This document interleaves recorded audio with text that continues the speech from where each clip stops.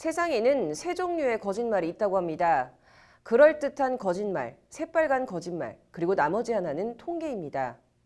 영국 빅토리아 여왕 당시 총리를 지낸 벤저민 디즈데일리가 한 말로 통계의 하구성이나 조작 가능성 등을 언급할 때 종종 인용되는 말입니다. 여론조장 공화국 그 세 번째, 오늘은 여론조사의 허실과 문제점을 짚어봤습니다. 장한지 기자입니다. 오늘 포털 실시간 검색어에는 여론조사 기관 리얼미터가 한때 1위를 차지하는 등 순위를 오르내렸습니다. 많은 언론들이 문재인 대통령 국정 지지도나 차기 대선 주자 선호도 등 이번 주 리얼미터 여론조사 결과를 보도했기 때문입니다. 그리고 거의 모든 언론들은 이날 리얼미터 여론조사 결과를 인용해 문재인 대통령의 지난 3주간 지지율 오름세가 한풀 꺾였다는 취지로 보도했습니다. 그런데 과연 이 같은 여론조사 결과나 이를 인용한 보도들을 전적으로 신뢰할 수 있을까요? 그러기엔 한계가 뚜렷하다는 지적이 많습니다. 중앙선거 여론조사 심의위원회 홈페이지에 올라와 있는 리얼미터와 한국갤럽의 지난 9월 셋째 주부터 오늘 발표된 11월 첫째 주까지 7주간 문재인 대통령 국정 지지도입니다. 9월 9일 조국 법무부 장관 취임 다음 주인 9월 셋째 주 45%였던 지지율은 9월 넷째 주 47%로 올랐다가 10월 첫째 주 44%, 10월 둘째 주 41%로 떨어졌습니다. 반면 한국갤럽의 같은 조사 결과는 9월 셋째 주 지지율 40%에서 41%, 42%, 43%로 4주 연속 완만하지만 계속 오름세를 보였습니다. 국내 대표적 여론조사 기관 두 곳의 조사 결과가 반대의 흐름을 보이고 있는 겁니다. 조국 전 장관이 사퇴한 10월 셋째 주 여론조사 결과도 리얼미터는 전주 41%에서 45%로 크게 상승한 반면 한국갤럽은 전주 43%에서 39%로 뚝 떨어져 전혀 상반된 흐름을 보였습니다. 특정 시점의 조사 결과가 양대 기관 간 차이가 나는 건 둘째치고 흐름과 경향을 본다는 여론조사 결과가 조사 기관에 따라 달리 나타나고 있는 겁니다. 10월 넷째 주에서 11월 첫째 주도 마찬가지입니다. 거의 모든 언론들이 오늘 리얼미터 조사 결과를 인용해 문 대통령 지지세가 꺾였다는 기사를 쏟아낸 것이 무색하게 한국갤럽 조사 결과는 전주 41%에서 45%로 지지율이 뛰었습니다. 과연 여론조사 결과를 액면대로 신뢰할 수 있겠냐는 지적과 비판이 나오는 배경입니다.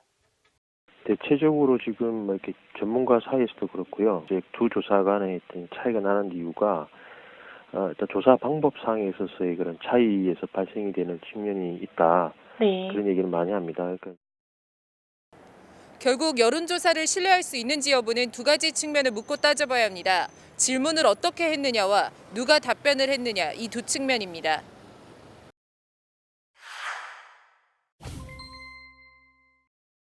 같은 내용이어도 질문을 어떻게 하느냐에 따라 찬반과 호불호가 달라질 수밖에 없습니다.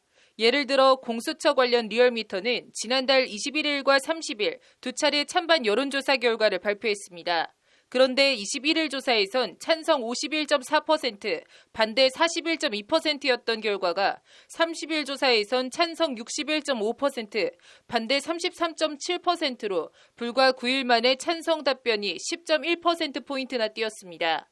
문제는 질문 문항이었습니다. 21일엔 검찰개혁의 핵심이라는 입장과 대통령 권력 강화책에 불과하다는 입장이 맞서고 있는데 공수처 설치에 대해 어떻게 생각하냐고 물었습니다. 그런데 30일엔 대통령, 국회의원, 판사, 검사 등 고위공직자들 범죄를 독립적으로 수사하는 공수처 설치에 대해 어떻게 생각하냐고 질문을 던졌습니다. 대통령 권력 강화라는 부정 문구가 사라지고 고위공직자 범죄 독립적 수사라는 긍정 문구가 대신 들어간 겁니다. 결과는 공수처 설치 찬성 10.1%포인트 급상승이었습니다. 질문지를 한번 보세요. 그게 그 사점 척도가 아니라 그냥 잘하고 있다, 잘못하고 있다만 다짜고짜 돼 있고 희한하게 만들어놨네.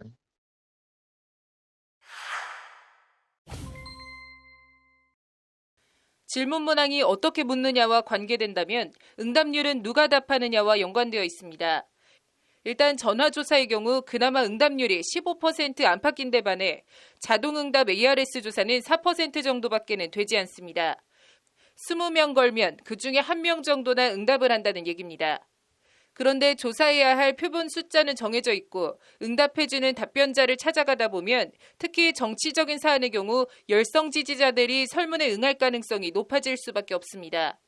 이른바 과대 표집 논란으로 전화 여론조사, 특히 ARS 조사는 표본 대표성이 오염돼 중도층 등 정확한 여론 반영이 힘들다는 지적이 나오는 이유입니다. 그럼에도 우리 여론조사 시장에선 상대적으로 훨씬 저렴한 비용을 이유로 ARS 여론조사가 여전히 횡행하고 있습니다. 관련해서 미국 CNN 방송은 향후 대선에서 ARS 방식 전화 여론조사 결과는 인용 보도하지 않겠다고 지난 7월 밝힌 바 있습니다. ARS는 뭐 좀 약간 좀 적극적인 사람들, 그래서 약간 양극단 사람들이 좀 더 많이 잡히는 거 아니냐. 이제 그러다 보니까 뭐 조국 사태 그 사퇴한 날 나온 것도 사퇴하자마자 한 발표에 리얼미터가 좀 올라갔잖아요. 그게 이제 여론에 더 빨리 반응을 하는 게 아니냐. 그러니까 왜냐면 관심이 많은 사람들이니까. 그래서 우리 조사 저 협회에서는 ARS 자동답 방식을 사용하지 않아요.